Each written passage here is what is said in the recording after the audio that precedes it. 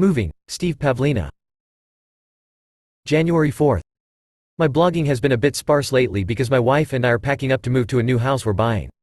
If all goes well, and escrow closes on schedule, we'll be moving next week. The new house is only a few miles from where we live now, so at least this move won't be as far as our last one from LA to Vegas. I've had 11 different residences during the past 15 years, so hopefully this will be the last move for a while. Next week I'll be attending a seminar here in Vegas with some well-known speakers: Stephen Covey, Barbara DeAngelis, Les Brown, Naomi Judd, Jack Canfield, and Mark Victor Hansen. It's actually a chiropractic seminar, but there's a whole track just on personal development, so I'm going for that, partly for the information and ideas and partly to see some very successful and experienced speakers in person.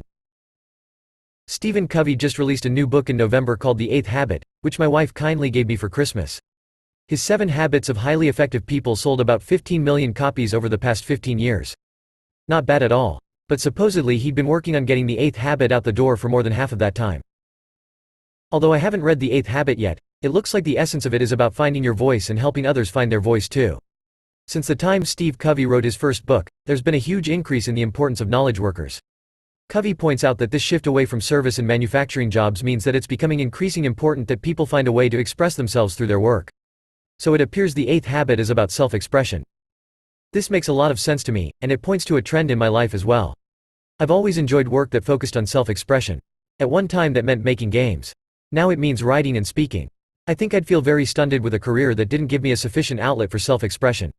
And I think Covey is noticing the same thing, that knowledge workers perform best when their jobs contain an outlet for self-expression.